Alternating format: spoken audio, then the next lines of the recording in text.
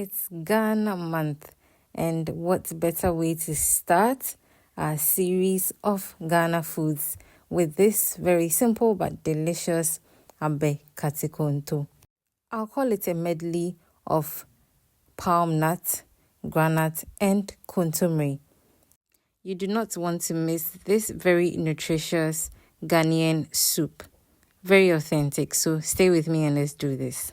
So I have here the Ghanaian Trinity and some pepper. So I have some onions, ginger, garlic, and habanero pepper. I'm going to blend these and use it to, first of all, season my meat and add the rest later. So let me say protein rather. I have some snails, fresh fish, and mushrooms. I'll add some aiding fruits, which is prekese, and then go in with my blended ingredients I showed earlier.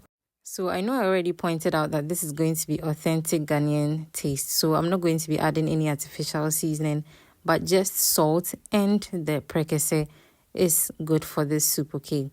I'm going to give this a mix and then cover and allow this to cook for about maybe 7 minutes maximum.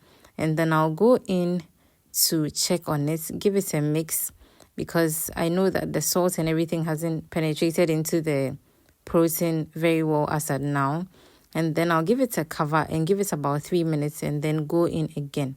So this time I'll be taking out the fish and the mushrooms because they are very fragile and I don't want them to break or essentially no, I don't want that.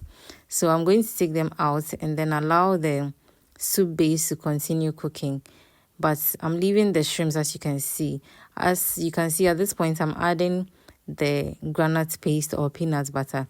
So you can blend it and add it in at this point, okay? It's up to you, but last, so yeah. In my blender here, I have some boiled kontomire and tomatoes. I'm going to give this a fine blend and then I'll introduce it into the soup later on, okay? I'm checking up on my snails once again with my groundnut paste or peanut butter. As you can see, not in down but we move, okay? So right now I'm straining my blended kontomire and tomatoes into the soup base. I'll give that also a good mix and allow it to continue cooking for about 7 minutes. And then I'll go in after the 7 minutes with my palm juice. So you can use the palm cream at this point, but I used authentic or the real palm fruit, okay, which I had prepped and then strained out the juice. And I'm going in with the juice as at this point. I'll give this a good mix and then allow my soup to continue cooking. But then I'm going to add in some onion for extra taste in the later parts of the soup, okay? So I'll blend it maybe after 10 minutes when it's done cooking and then put it back into my soup for extra flavor. So with the onions, what it does, especially to the abe or the palm, is to give it extra taste. So do not skip on that, okay? As you can see, I've not added any artificial seasoning up until this point because I want the taste of all the ingredients to shine through.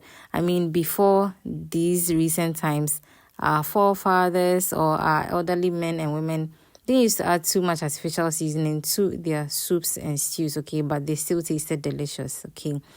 If this is your first time here, hello, my name is Yasmi and this is my kitchen taste and bloom.